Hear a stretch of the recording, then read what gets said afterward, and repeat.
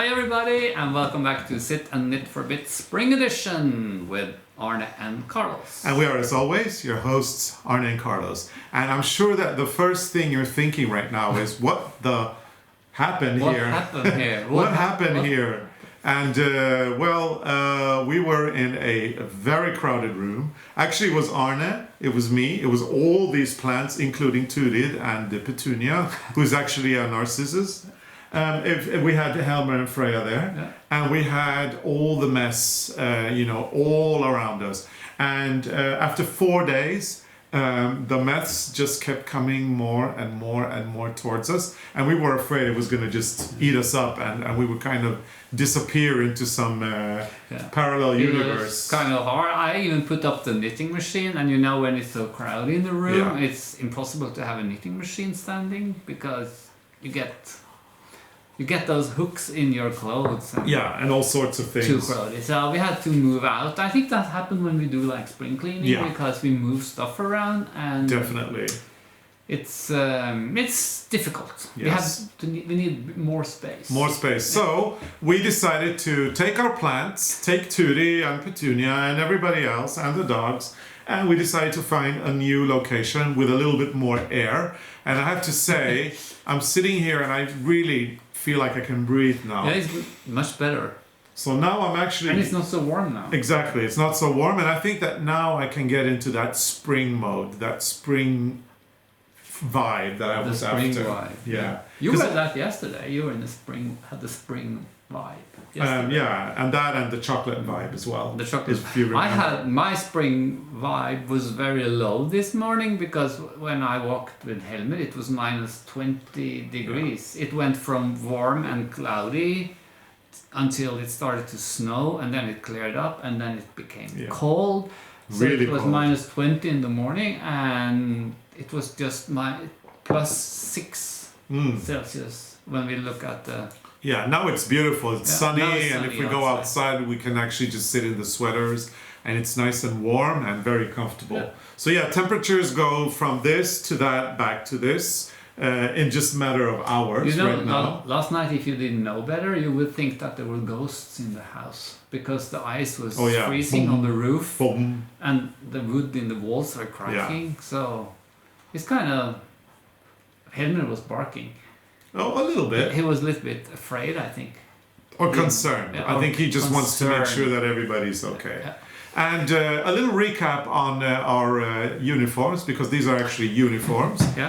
We are dressed up as little Norwegian garden gnomes, perfect for spring. And we're supposed to look like these little magical creatures that go from house to house to clean everything up. However, we have failed miserably at that. Apparently our magic powers are not working, so we're going to do coaching instead, and maybe just motivating people instead of doing it for them. Motivate other people to do it themselves. That's what we're going to be doing. So anyway, you're probably wondering why we're wearing the same outfit day in and day out, and now you know. It's a uniform. Like for Christmas, we were dressed as the little Norwegian Christmas elves, and now we are dressed as the Norwegian garden gnomes. But this is how everybody looks at this time of the year, especially up Absolutely. here, because around us there's a lot of cottages. So we have discussed this in the previous episode, and today we felt we wanted to talk a little bit more in depth about this, because there is a story behind it. Yeah. So the reason why this is so popular in Norway, it's because I think it started like in the 50s. There was these movies, and there was one movie called Trolljord, and that was actually filmed in where I come from. In Skeikampen. And in that movie, this guy what's his name again? Stein Eriksen? Marius Eriksen. Marius and his brother Stein. He had a brother Stein, but I think it was Stein who was in the movie, or was it Marius? Doesn't matter. No. One of them, one or the other. Yeah. So this is like the Kardashians of the 50s. Yeah, they were very famous. They were athletes. They were all, they did all the ski stuff, and they went to the Olympics, and they became mega stars, and they did movies as well. And Stein eventually ended up immigrating to the US. Yeah, I think he became like what you call that, like a ski instructor thing or something. Yeah, he worked with alpinist. Yeah. Alpine. Alpine. And he was big, I mean, and also famous in the US. Yeah. So at that time, back in the 50s, skiing was very popular. We have a couple of Olympics then, the 1956 Cortina Olympic Games in Italy were very influential for Norwegian knitwear design. And at that time, nobody was knitting with white, red, and blue, which are the colors of the Norwegian flag. But at that time, because of the Olympics and people in Norway wanted to show their kind of devotion to their country and their patriotism, they started doing that. Before that, the yarns in those colors were difficult to find. I guess. And it became this modern. It wasn't modern, but it became this big trend at the time. And then you have the movies where these kind of Olympic champions are actors and wearing the beautiful traditional Norwegian sweaters, and that created a huge trend. That actually it comes and goes as trends do, but everybody around here will always be dressed that way. It's kind of like your uniform if you live up in the mountains in Norway. And I looked through some of these old albums we have because we collect all this knitwear. Yes. And this is things from the 60s and 70s. Maybe most of these are 60s and 70s, around there, I think. So look at this is like typical ski sweater from the 60s. It's beautiful. It's called Brefjell. Yeah, it's very beautiful. This is so beautiful. I want to make a lot of these when I get older. Yeah. That's why I think I can do it on the knitting machine. I can produce. This one is called Vangen. It's also really beautiful. And they're all, like a lot of them are posing with skis and all the gear. I think it's so cool.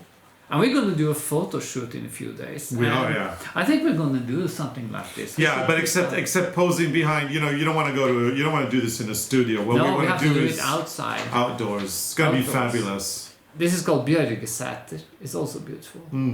And there's so much inspiration in these old patterns. Yeah, boy, you have a lot. I have more upstairs. But when we work with design, it's always nice to look at these because we look for inspiration for patterns or for color combinations and stuff. Oh, this is cool. But it's difficult to use exactly what you see on the picture. We don't want to do that, but we use it as the archives. Yeah, we don't want to copy them. We just want to use them for reference so that we know what has been done and how it's been done. And as well, it's so lovely looking at the way it's photographed. I suppose this They're is all posing. I suppose this is like a Norwegian happy family here on this particular photo here. This one is my grandmother made this jacket. I think I have it somewhere in some boxes. She made this one exactly like this. Yeah, and we collect these.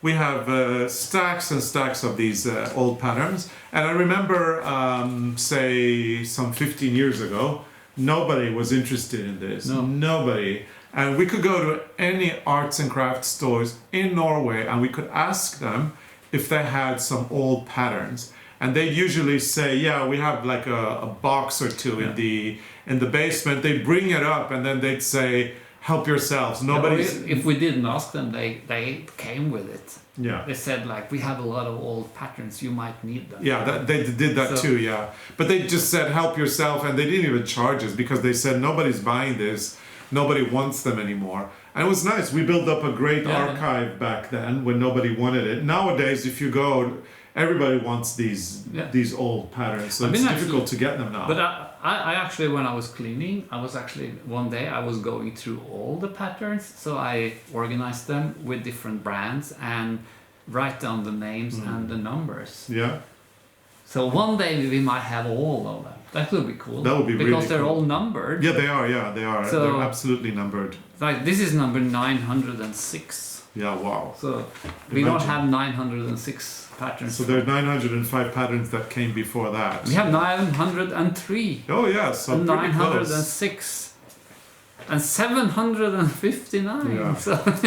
So you can actually you can also probably find the dates according to the numbers and all that. Very, very interesting, and a piece of Norwegian cultural history that you now know a little bit more about. So and they're all knitted on the round and they're steeked. That's what I grew up with.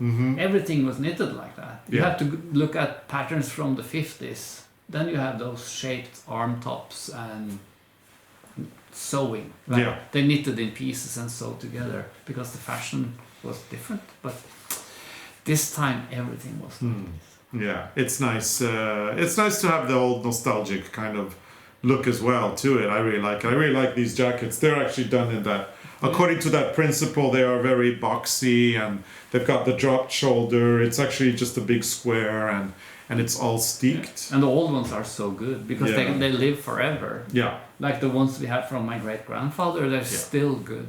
One of them is washed a little bit hard, but it's no holes anymore. No. But some of the pieces we bought are worn out. Yeah, as long as you find wool that is, I mean, the old pieces, when they're made in these really good, high-quality Norwegian wools, they're actually made to last forever. So, I mean, even our neighbor on the other side of the lake, she has a big collection and she wears them all the time. Yeah. And they're like from the 40s, 50s, 60s, and they just look pretty new. Yeah. A lot of people do ask us about moths and what's the situation, how do you protect them against moths? But we don't see that is a big problem here. I haven't seen a moth in ages. But there should be. I mean, they're butterflies. There are, so and like in the old days, the yarn was treated, so there was no moths attacking it. But now they don't do that anymore. But still, I don't think it's a problem. I've never seen anything being eaten by moths. And I remember when we were kids, there were always these blue balls in the garment bags or in the drawers. So everything smelled really bad. Yeah. So if you should put on your folk costume, you had to hang it outside for 2 days or something. Huh? Yeah, no, I'm just looking at Petunia and Turid. They agree about everything we're saying. It was so fun when they were talking the other day. So we just have to make sure the table vibrates a little bit, so they kind of look like they're agreeing. I think that Turid needs some new soil because she hardly grows. Oh, but she's looking much better than she did. But she's been with us now for many months, and I don't think nothing happens. Maybe there are 2 new leaves coming. Yeah. Maybe she wait for spring. Yeah, maybe we'll give her some new soil. Petunia looks like she needs a vacation, so probably we will just have to dry them. Send her on holiday, which in this case means she have to be taken out of the soil, and we have to dry her. Yeah, and then put her back again. Yeah. So yeah, she might have to go on a vacation soon. But I mean, they'll stay as long as they can, I guess. But Carlos, I have a mountain rule for you. You do, yeah. We were talking about those mountain rules, and we agreed that we were going to do a mountain rule a day. Just in case you leave your house and you're going to climb a mountain, it's always good to know this. Yeah, exactly. Yeah. So that if you do climb a mountain, then you will, There's no excuse. Yeah. If you have read the rules. Okay, so what's today's mountain rule? And we have it from the chocolate paper. So the rule is number 2. Tilpass turen etter evne og forhold. Okay. In English, that is... The paper is on the floor behind you. You can't do that without the paper? Of course I can, but I want the paper.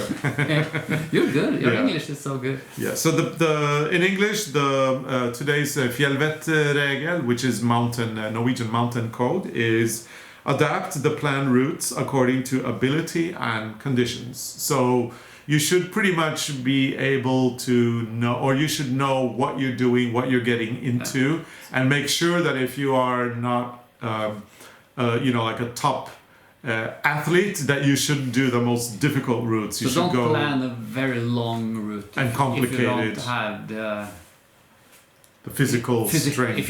If you think you can't do it, don't do it. Yeah. Because if you do it, you have a problem. Exactly. Then they have to come and pick you up with a helicopter. We were very ambitious a few years ago when we did Besseggen. But we did it, yeah. We did it. But we brought our knitting with us. We had backpacks with water bottles. You were knitting, I have pictures. Oh yeah, we were knitting in the mountains.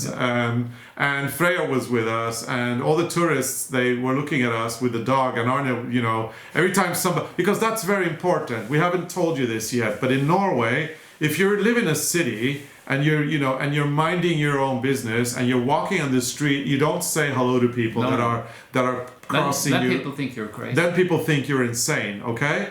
But if you're in a forest, or if you're anywhere outdoorsy in nature and you meet somebody who is walking towards you. If you walk on the road behind our house, you have to say hello if you meet someone. And if you don't say hello, you're incredibly rude. So it's very funny. In the cities, you don't have to say hello, but here you have to say hello to everybody when you're doing your trekking in your mountains, or you're doing your skiing, or you're walking the dog. That's the rule.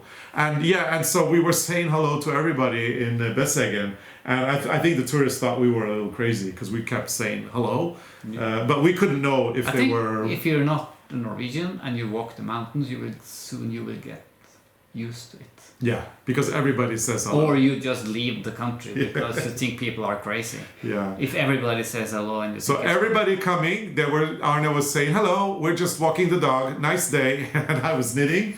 It was quite funny to see people's reactions. This was, of course, before we realized that we had to walk 3 more mountains, climb 3 more mountains, and also before we realized that there were 500 students that were stuck in. I think if we knew that, if you had looked at the map, or if I had remembered, because I had walked before and I didn't remember, then we would have lived after this code. I think we would have looked at that ridge and we would have turned and go back. Anyway, we did it. We did it. We made the boat. And we're home. And we were home. I had blue toes for about a month because the shoes that I was wearing were very hard up where the toes were. And it was a long walk. It was longer than I thought. I'm never going to do that again.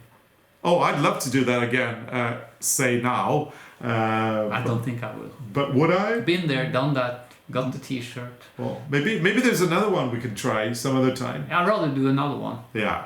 So Arne, we're going to do a reveal of an Easter egg, and then I'm going to go get started on dinner, and I have a surprise for you. Oh, it's crab. No. Ask him what's for dinner. What's for dinner? Chicken. Wow. That's a surprise. Yes, because we've been eating all the crab and fish that Arne overbought from the fish truck a week ago. But Carlos, before... Remember, if you made that mountain code into a knitting code, adapt the planned routes according to ability and conditions. Pick a pattern you know you can make. Yeah, but there I think I would disagree. Okay. You know why? Because you don't have to be adventurous in everything you do in your life, and if it's about your life and saving your life, then yes, make sure that you adapt to the planned routes according to ability and conditions, because otherwise you may die. But when it comes to knitting, I would say the opposite. I would say my best advice to anybody is go for it. You know what I mean? Whatever it is you want to do, go for it. And just give it a go. Just give it a go. If you don't know how to knit, just go for it. And be adventurous, be courageous. Sorry. What? I spotted the egg. Oh, you did. Okay, anyway, that was not a very good place to hide it. Yeah, okay. But anyway, we were talking about dinner as well. Okay, dinner. Yeah, so... Chicken. And you know why? No. Because we've got the freezer full of crab and fish, and this morning I remember I forgot to take the crab out of the fridge. Or the freezer, sorry. So that's why we're having chicken. I'm a bit sad now. Yeah, but I have to be honest with you. If we took out the crabs and we put them in cold water, they would defrost very quickly. But I was just looking for an excuse to get out of eating crab or fish. Because I'm kind of, there now. But I saw that you bought shrimps today. I know. So why? Why did you buy shrimps? Because I wasn't thinking. Because I'm trying to... You can never have enough seafood. Yeah, because I'm trying to... But Carlos, I don't know what I'm trying to do. I don't know, but I need to take out the egg because it's looking at me. Yeah, definitely. Let's see the egg of today.